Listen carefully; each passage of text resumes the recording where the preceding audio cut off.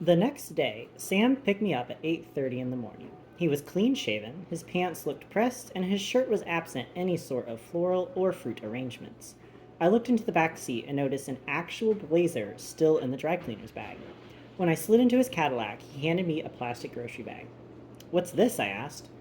"I took the liberty of picking you up breakfast," he said, "just to show you how much I appreciate you taking time out of your busy schedule to assist me in this venture." In the bag were 2 dozen containers of yogurt. Some were even flavors I liked. "Coming on a little thick this morning," I said. "You think? Is there already a complication in your damsel in distress scenario?" "I went by last night and met the damsel," he said.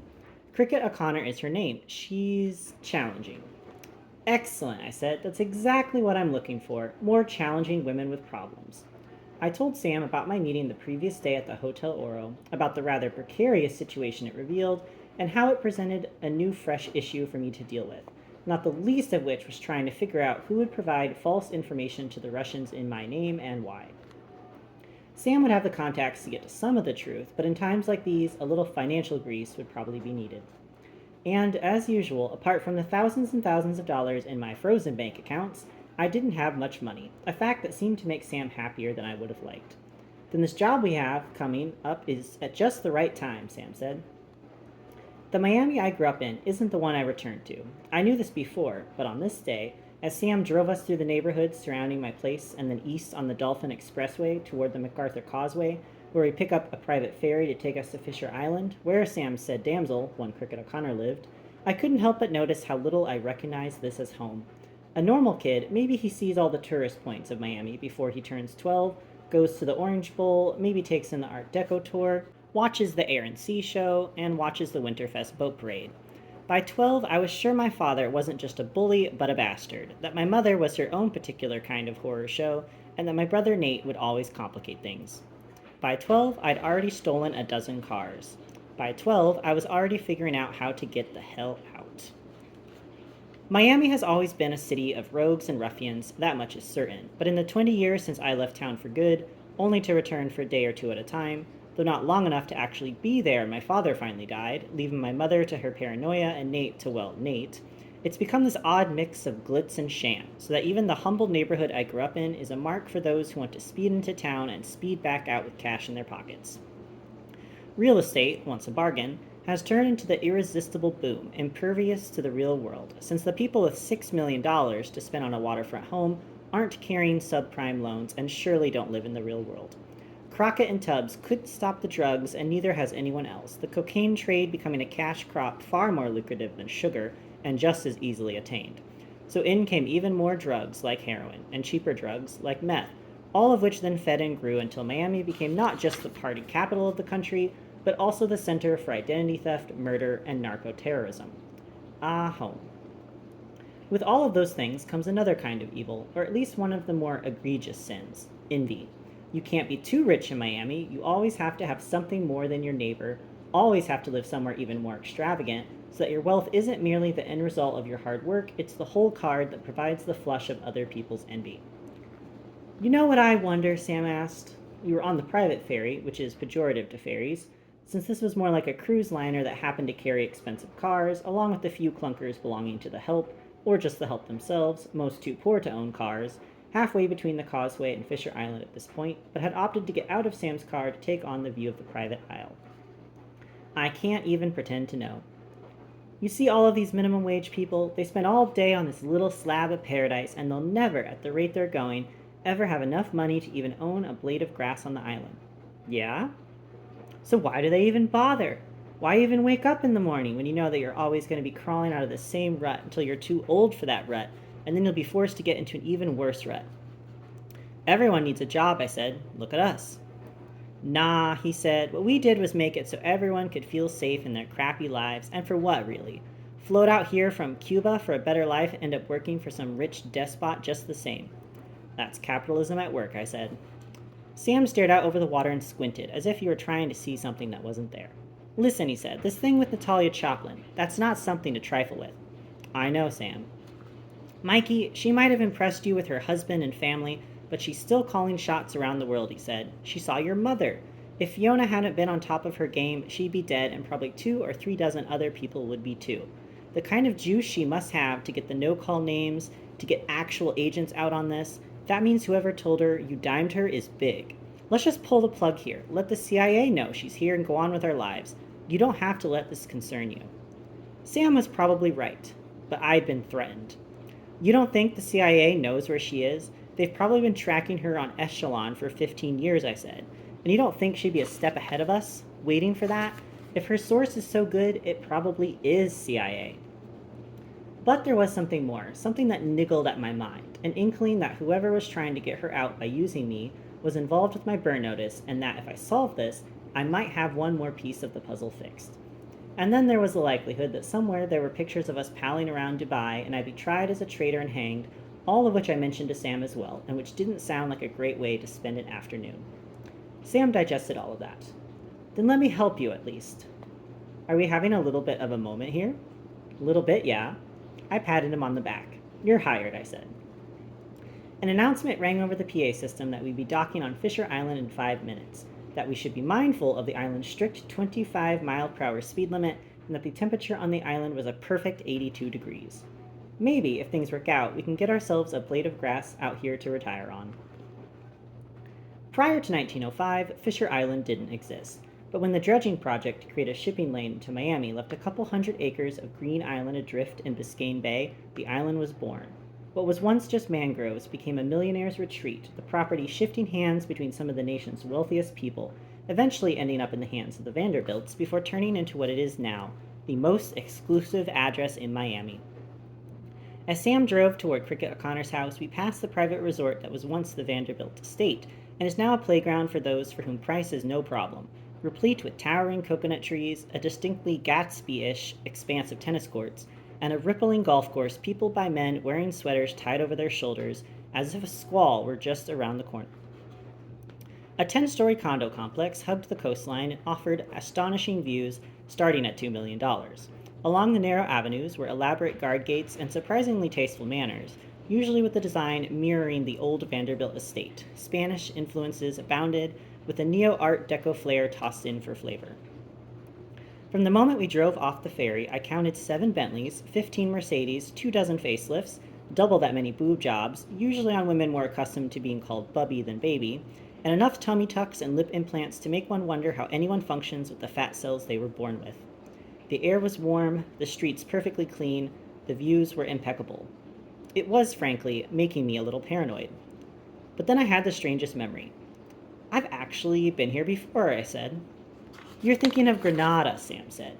The night before the invasion, right? It was just like this. Hell of a time. Female med students have special needs in times of war, if you know what I'm saying. I was in 8th grade when we invaded Grenada, I said. Ah, shame, Sam said. We could have used you. You know, I still have a tiny piece of shrapnel in my left big toe from that. Cold days, it's like someone sticking a fork into my foot. It was probably very near the time Sam was storming the beach that I was last on Fisher Island, though it didn't look quite like it did on this day, at least not in my memory. My father and mother were fighting, throwing dishes and frozen food at each other, so Nate and I sneaked out of the house and just rode the buses around Miami. Nate had stolen a bunch of transfer passes, so we ended up going clear across the city and found ourselves at the very marina Sam and I had just departed from. We sneaked onto the ferry, a very different ferry as I recall, since the island was not yet the address it is now, and made it all the way to the island before a security guard noticed us trying to walk off the ferry by ourselves. We were taken to the resort and sat in the guard shack there for 3 hours while we waited for one of our parents to pick us back up after security finally managed to finagle our phone number out of Nate.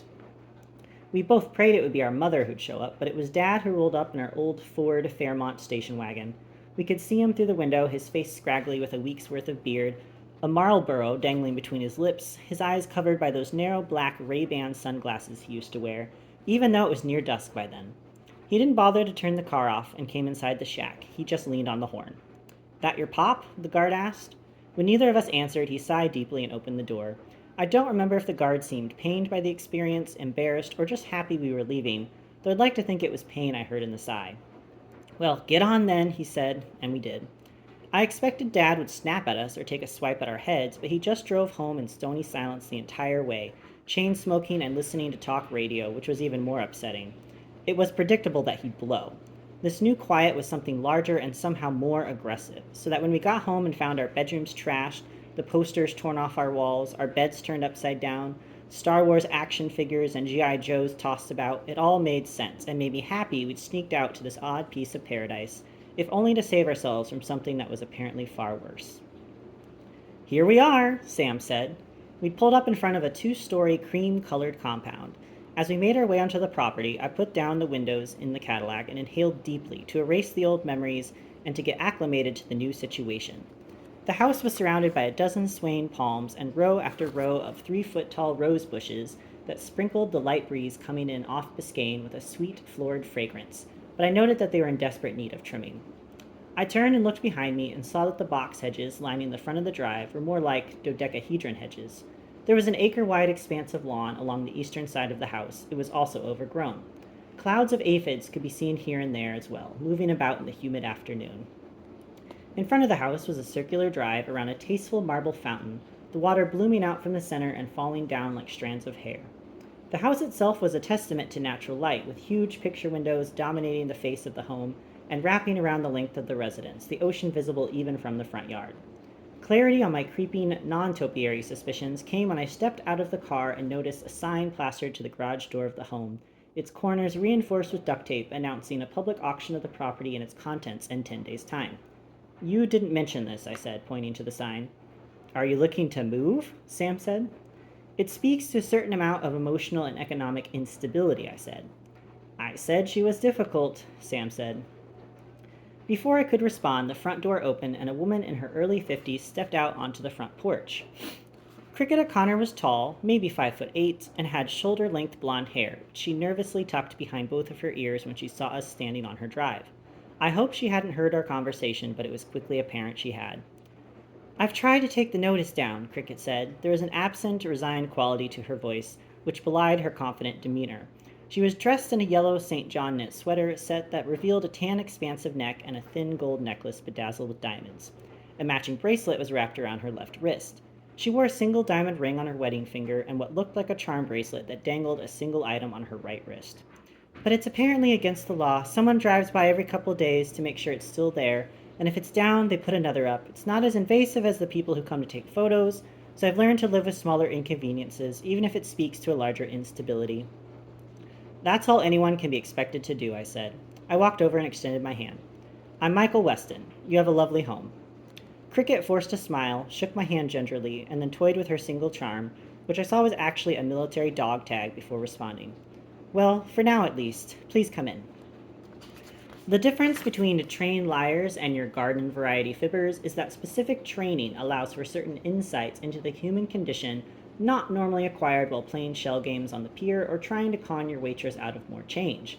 At the grateful expense of the American taxpayer, you're taught to look for signals of weakness so that whatever your particular cover might be, or whatever your particular lie is, eventually targeted to mete out can have its most effective power. But sometimes all you need to do is listen to someone talk and you can work out the subtext of their lives without once checking for the slight rise of red into their neck when they're sad, the sweat that appears first along the hairline when the first hint of stress appears, or the involuntary reflexive shift when your intestines pick up the speed of fear. Sam and I sat beside each other on a down-filled sofa in the middle of what was probably once a very well-appointed living room, but now looked a lot like an empty living room, save for an antique coffee table covered with old issues of Architectural Digest, including one that featured on the cover of the very house we were sitting in, and an ottoman missing its chair. Across from us was a marble-lined fireplace with an elaborate mantel covered in framed photos of 2 men, one old and one young. The older man was pictured aboard a yacht in one photo, in black tie in another, and with his arms around a much younger Cricket in yet another. The young man was pictured as a toddler, as a teen, and as a Marine. Over a dozen other framed items lay beneath one of the picture windows atop a white sheet. Cricket stepped into the room and set a platter of cheese and crackers on the coffee table and then sort of stared at us, like she wasn't sure what she was supposed to do, which was probably the case. "Sam tells me you have a problem," I said, because I was already starting to feel depressed about this whole situation that was about to be presented, and I didn't even know what it was. Something about a $6 million home up for auction and suspiciously missing most of its furniture tends to get me down. Plus, I had the general sense that every moment I wasn't figuring out the Natalia situation was another moment the target on my back got a little larger. Cricket sat down on the ottoman and stifled a laugh as she sunk into it. Do you know what this ottoman is worth? Sam leaned forward and touched the fabric. What do you call that? Chanel, she said. Very nice, he said. I'd say $1,000. I think it was a rhetorical question, I said. No, she said, I'm done with rhetorical questions. I'm hoping to just get a decent appraisal. You two seem just as qualified as anyone else. Everyone seems to want a little less for good work these days. Looks like fine Italian craftsmanship to me, Sam said. I'd give you $1,500 for it. Sold, she said. I'll take cash. I'm a little short, Sam said, and the way things were going, it didn't seem like this was going to be one of those jobs that could change my financial profile either. Yes, well, she said, and then made a sweep of her hand across the room and her eyes started to well up. Crying women have never been my forte, nor furniture, so I said, Cricket, I don't mean to be rude here, and I appreciate the cheese and crackers and the emotional vulnerability, but could we jump to the part where you just start talking about things directly? I'm sort of a no metaphor guy. Sam shot me a look that I ignored. It was probably meant to convey disappointment. I'm sorry, but this is all very embarrassing. I don't know where to start. Why not try the beginning, I said, but skip over the bits you don't think I'll care about. Cricket smoothed out an imaginary wrinkle on her shirt and smiled faintly at me, which made me feel bad about being short, but the problem with most people is that they could work out most of their problems if they didn't spend so much time qualifying their lives. Give me an assignment, let me fix it, and we'll go from there. My late husband, Scott O'Connor, Cricket said, pointing to the older man in the photos, was a very wealthy man, but not an exceptionally good man, I'm afraid. He bought and sold companies for a living, just like his father had done, and his grandfather too. I was under the impression that we had a very strong marriage, that I was the love of his life, and that he cherished our son above all things. When he died from a heart attack a little over 10 years ago, I learned that he had other women, an uncountable number it would turn out, and other children, at least 9, though that number tends to fluctuate depending upon the month and the lawsuit. So what was once a great amount of money was significantly less, but more than enough certainly. Nevertheless, I've spent the better part of the last decade giving away most of the money to charities throughout Miami, trying not so vainly to undo some of what I think of as my husband's least admirable traits. Cricket stood up then and went across the room, picking up a few of the framed items from the sheet and handed them to me. There were certificates of appreciation from organizations like the South Beach AIDS Project, the Homeless Fund, and the American Cancer Society. You've done good work, I said. There were also photos of her cozied up with numerous celebrities, including a few fellows who ran for president over the years. In some of the photos, it was hard to tell if she was out on a date and was caught by paparazzi, or if she actually was doing good work, though everyone gets to make their own choices about what is and isn't work these days. I've tried, Cricket said. I hate who I found out my husband was, but I still love Scott, the man I was married to, the boy I met in college. I've tried to honor that original emotion, but then everything got fouled up. She went on to explain that her son, Devin, enlisted in the Marines after September 11th, despite being in his second year at Princeton. It was foolish, she continued. I tried to dissuade him from it, but he said that he felt useless, that college wasn't for him, which it wasn't. He took that from me, I suppose. But he went, and I'm happy to say he was a fine soldier, that he loved what he was doing. Her voice trailed off then into silence. I was in Iraq for a little while, I said. Anyone who went there, who lived even a day, is a better man than anyone walking on South Beach. Still, she said, I prefer he was alive. How long has it been? Sam asked. 2 years last month, she said. Cricket started pacing the length of the room, her story flowing out of her like an avalanche of utter personal misery. It was after Devin died that things really fell apart for Cricket O'Connor. If it's possible to have your life fall apart even more, then finding out the man you loved happened to love several other women and a baseball team of children. At first she was feted in the local press, a minor celebrity for the fact that her son had perished, that her son had even enlisted in the first place, since rare is the warrior who comes from grace, and grace is something Cricket O'Connor possessed in spades. Benefit after benefit called upon Cricket O'Connor to be the face of their own grief, and she just kept saying yes, giving money and time and press. And then there were the dates with celebrities. Meetings with politicians, a place in society, her hair perfect, her clothes designer, her jewels sparkling on the pages of Hot Living, the society column of the Miami Herald following her every date, South Beach naming her the most eligible woman in the city and the most giving, Palm Life naming her one of their 50 most beautiful under 60. And then I met Dixon Woods, she said. Why do I know that name? I asked. He did a little Special Forces time, Sam said. The Tupac Amaru action in Panama? I wasn't there, I said. Not technically.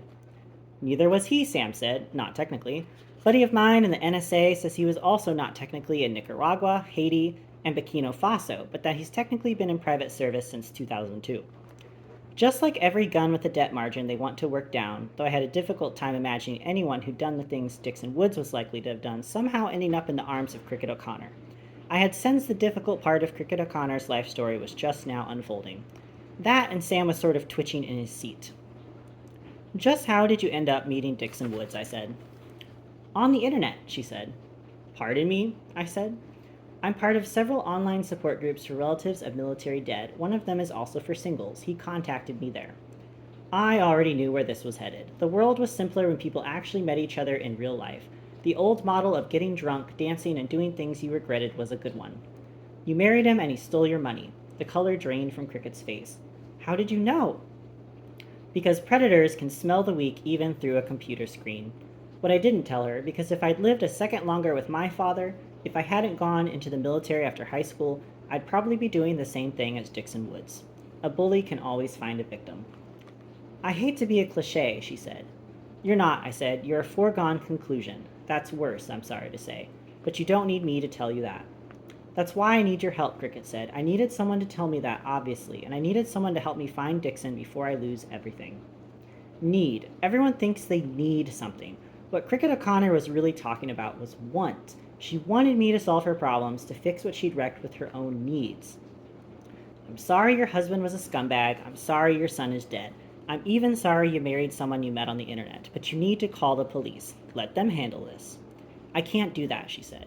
Sure you can, I said. Dial 911. They'll ask you if this is an emergency. Say yes. Go from there. Sam said you'd be able to help find Dixon, she said. Really? I said to Sam. Mikey, he said, there's some mitigating circumstances that don't exactly scream for proper law enforcement involvement. Is this where these sort of drug dealers come in, or did I miss that part? That would indeed be this part, yes, Sam said. Cricket explained that the last time she saw Dixon, he informed her that he needed a substantial amount of money to pay off a debt to opium dealers he was engaged with in Afghanistan, where, he told her, he was working under contract with a private security firm overseeing certain American interests in the opium trade. As soon as he got back from the job, he'd be reimbursed, and she'd be reimbursed. And there'd be a little something on the back end for you too, right? Yes, Cricket said. How much? I don't know, a couple $100,000, maybe less. For a rich person, I said, you sure are greedy. Cricket began to well up, and I decided that, no matter what was going on with this woman, I was having a hard time feeling any sympathy for her. You feel like you could run with the wolves. Every now and then you have to expect to get bitten. What do you take me for, Mr. Weston? She asked, her voice just a whisper. The truth? It would be refreshing these days. I told her, and then I told her if there was nothing else, we'd be on our way. Wait here for just a moment, she said. She left the living room and made her way upstairs. I could hear her moving from room to room, opening and closing drawers. Sam stood up, stretched, and then went over to the mantel and picked up one of the photos of Devon, the Marine. Remember when you enlisted? Best day of my life, I said. Of the 7,500 subsequently, this one is near the bottom. She's a complicated woman, Sam said. She's a socialite with a champagne problem, I said. Sam handed me the photo of Cricket's son. When I was a kid, I always thought of Marines as men, but those old John Wayne movies lied. Back before the war, you enlisted, and the oldest guy you were likely to run into in your battalion would be 25. Devon O'Connor didn't look old enough to change the oil in a car, much less drive a Bradley. When you're 20, you think it will all last forever. And how long was forever these days? A month, the girl at the Oro told me. I handed Sam the photo back just as Cricket was coming back down the stairs. In her hands was a stack of cards, letters, photos. Cricket, I said, I understand you give away a lot of money to big corporate diseases and you sleep with celebrities who give even more money and that you're very, very important and... Before I could continue, Cricket dropped the bundle on the coffee table and I saw that these were different kinds of photos. Men, boys, with missing arms, legs, feet, eyes were smiling up in photos. Entire families. I sifted through the letters. Some were those annoying Christmas rundowns on fancy printed paper. Others were handwritten in crayon. Some were Hallmark cards that inside simply said thank you 100 times. Pictures of babies. What is this? I asked. The day Devon was killed, she said, he was on a mission into Crete. He and 15 other boys were going house to house looking for weapons. Suffice to say, they found some. 7 of those boys died. The rest suffered horrible, horrible injuries. I've been using whatever resources I have to take care of those families. Most of them have nothing, just what the government gives them. So I've paid for what I can. Psychiatric care, car payments, mortgages. Whatever they have asked for, I have been happy to help with. And you know what the funny thing is, Mr. Weston? I couldn't think of anything funny. They hardly ever ask, so I ask them every night. I send out 100 emails probably to these poor boys and their families, and I ask what they need. And they need so much, but they so rarely feel like they should. That's what I was using that money for, Mr. Weston. That's what I have stopped doing these last few weeks. That is what I must do. Do you understand? I do, I said. I did. I really did. Cricket O'Connor smelled like a victim, and that was a shame. I may be stupid, but I'm not evil. I'm trying to do good things. I'm trying to give someone the same opportunities my son had. I'm trying to help people. I thought this money was legitimate. I thought Dixon was legitimate. Okay, I said. Okay, I get it. Now, when did the drug dealer start threatening to kill you? Why would you think that? Experience, intuition, the very fact that Sam has me sitting here with you in the first place when I could be at home doing sit ups. Cricket looked over at Sam, who just shrugged. He looked smart in his sport coat, which probably made her think he was the brains in the operation and I was the muscle, or at least she figured Sam understood her better since he was sleeping with Veronica. Just after Dixon left for Afghanistan again, she said. First, she told us it was just a series of phone calls asking for Dixon, and when she told the callers that Dixon was gone, wouldn't be back for months, that if they had a problem, they should contact Longstreet, the security firm he was employed by. This was met by laughter, which she found disconcerting. By the last phone call, her responses were met with simple threats upon Dixon's person. It was a few days later that she noticed the same boat circling past her property over and over again, and then finally the knock on her front door at 3 a.m. When she opened the door, there were 3 men standing there with guns. Dixon told me that there might be trouble one day, she said, but I didn't expect this. Really, I said, pretty prescient on his part. There was nothing about Dixon Woods, at least in Cricket's description, that made me think he was anything like a Special Forces guy. Guys like Dixon Woods, if he thought his wife was in danger, would have guys like me or guys like Sam waiting for the trouble and in a place to diffuse it. He said that in his line of work, sometimes people got angry, that for my own safety, it might be important for us to assume new identities, things like that. And that wasn't a red flag, Cricket, Sam said. His voice was plenty calm because he was trying to sound sensitive, I suspect, but I also think he couldn't believe what he was hearing now either. I thought it was very exciting. I thought it would be an adventure. I haven't been a happy person, and this offered me a release. Neither of you are women. You don't know what it feels like to be with a person who is dangerous. It's exhilarating. The funny thing was, I did know what she was talking about. Fiona and I had once had the very same conversation. At least Fiona knows how to handle herself. Who did you think you were going to be? I said. Nick and Nora Charles? I didn't think at all, she said. The men came inside, searched the house for Dixon, sat down where Sam and I were sitting at the moment, and gave her a very clear ultimatum. They'd like their money back. Now. She gave them what she had on her, a few $1,000s, and then they began taking things like jewels and furniture. Back up, I said. When was the last time you saw Dixon? It's been almost 3 months, she said. He was in Afghanistan for a few weeks, came home, and then left again. Uh-huh, I said. This Dixon, what's his waist size? Like on a pair of pants? Exactly. Well, she said, I'm not sure. You want to know how well a woman knows her husband? Ask her the size of his pants. You might want to know how well a woman doesn't know her husband? Ask her the same question. I knew the answer to the next question, but I asked it anyway. Do you have a picture of him, Cricket? No, she said, he never allowed that. He said it was a security issue. Of course he did, I said. Did he ever refer to himself as a spook? Cricket reached for her neck, and I actually heard Sam give out a little groan. I took that as an affirmative. And how long have you been married? A year. And how much money did he need? I asked. The last time? God, yes, the last time, I said. $1 million, she said. And you just cut a check? He's my husband, she said. And how much did the bad guys want? $2 million, she said. And you cut another check? No, she said, I took equity from my home, and then they came back, and then they came back again. They keep coming back asking for more and more money, or they'll kill me and kill Dixon as soon as they find him. And now, well, now I'm going to lose everything, and so will those families, Mr. Weston. Okay, I said, but tell me you're not doing this for Dixon, too. He's my husband, Cricket said again. Probably not, I said. And that was when the tears really came. It might have been smart to get Fiona involved in this situation ahead of time, since when she wants to, she can provide feminine comfort and that sort of thing. But instead it was me and Sam watching this put-together woman of means break down into sobs. Sam got up and guided her back over to the ottoman, sat down beside her, patted her knee, told her to settle down, that we get through this together, and that we get the bad guys who are putting her through all of this, though I didn't really have any concept of who the bad guys actually were or what this was. I got the Dixon Woods part, but I didn't see who else was involved. I figured Sam didn't either, but that Cricket was one of Veronica's friends and he needed to be sensitive to that. Or, like me, the crying was starting to make him frantic. What I'd figured out and would have happily elucidated to Cricket was that it was highly unlikely Dixon Woods was anywhere near Afghanistan. I would have also told her that she's probably been scammed out of her money, and I didn't know yet how much money in total that equaled, and that she was better off looking into a trade of some kind, or maybe dialing up one of the famous people whose arm she'd found herself on when she had money and asking them for a small loan to get out of town with. I might have also told her that I had real doubts that Dixon Woods was actually Dixon Woods, but then Cricket blew her nose, dabbed her eyes, and thanked Sam for his kindness. And just like that, Cricket O'Connor was perfectly composed again. There was something about Cricket O'Connor that I found troubling, how a person who seemed so capable of handling life could be so incapable of seeing how much she was risking before it actually happened. It reminded me of Natalia.